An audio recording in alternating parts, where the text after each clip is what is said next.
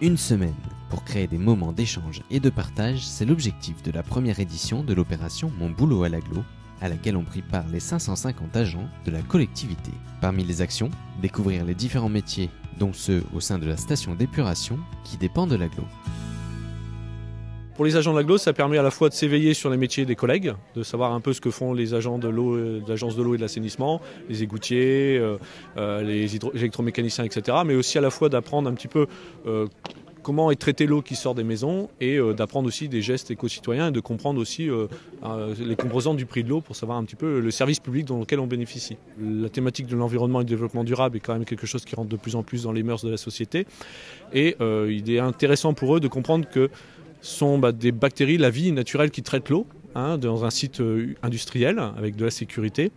Aussi de comprendre aussi ce que je vous disais tout à l'heure, les éco-gestes qui sont importants, les lingettes, ne pas les jeter dans les toilettes, mais plutôt les utiliser dans les ordures ménagères et aussi de comprendre qu'on ne peut pas tout mettre dans un assainissement ou usé. Personnellement, j'ai déjà essayé de découvrir un certain nombre de métiers, me sensibiliser au handicap et puis plein d'autres métiers m'intéressent dans la collectivité, sur les déchets ménagers, sur les fonctions d'environnement, le parc d'île, etc. Donc c'est une opportunité très intéressante de la collectivité de nous permettre dans cette semaine de découvrir les métiers des collègues.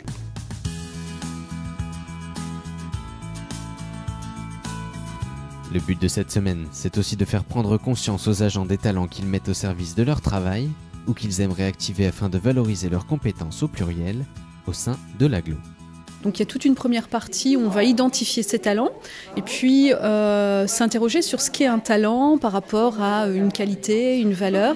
Et à la fin de cet atelier, les agents vont sortir avec un plan d'action de comment je vais mettre mes talents au service de l'entreprise, comment je vais les activer pour être bien dans mon poste ou bien dans mon projet professionnel. Aujourd'hui, les organisations, le monde de l'entreprise valorisent pas suffisamment les talents, ce qu'on appelle aussi des compétences soft, en fait, le savoir-être. Et c'est important de les détecter, de les mettre en place parce que ça fait toute la différence dans l'atteinte des objectifs et des résultats que l'équipe pourra avoir, se mettre au service avec qui on est vraiment. Un talent, à la base, c'est quelque chose de naturel et qui est inné, d'accord ?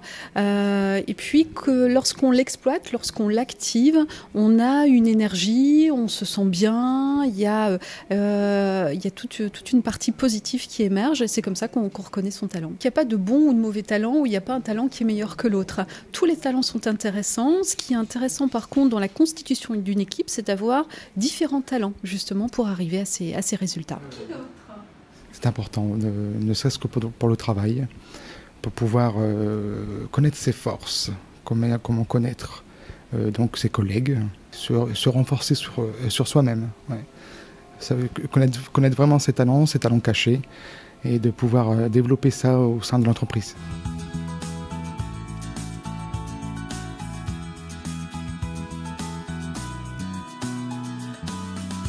Certains agents peuvent aussi avoir besoin de créer des passerelles vers d'éventuelles évolutions professionnelles en interne ou en externe. Thierry Cailleux, après une carrière au sein des collectivités, a choisi de se lancer dans le privé, un choix raisonné qu'il assume.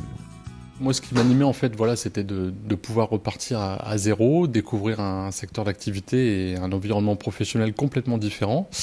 Et donc j'ai eu la possibilité, par le biais d'une disponibilité acceptée par la communauté d'agglomération, de pouvoir rebondir et de pouvoir justement intégrer la société ENS. La volonté de changement, pour moi, c'était, je vais pas parler au sens global, mais en tout cas, c'était vraiment une décision, quelque chose qui m'animait au plus profond de moi, et donc pour laquelle effectivement, j'étais entre guillemets décidé à pouvoir évoluer.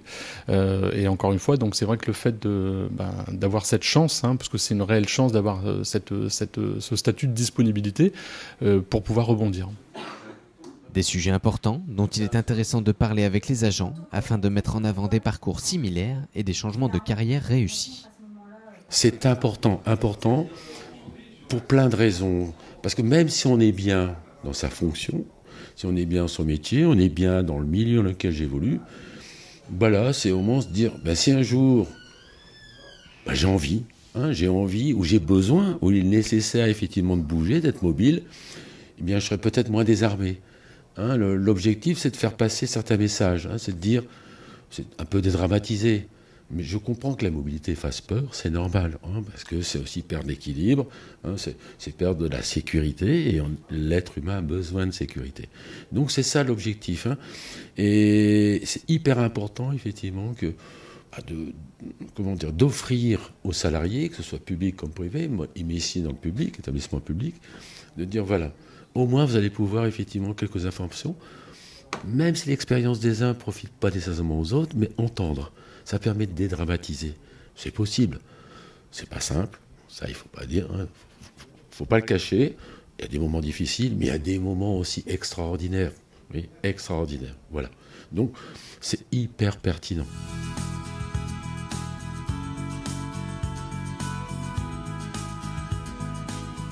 À la fin de cette semaine, les agents disposent de 2 bons Vie ma vie qu'ils peuvent utiliser afin de découvrir d'autres métiers, de quoi permettre de s'immerger dans l'univers d'autres agents de la collectivité.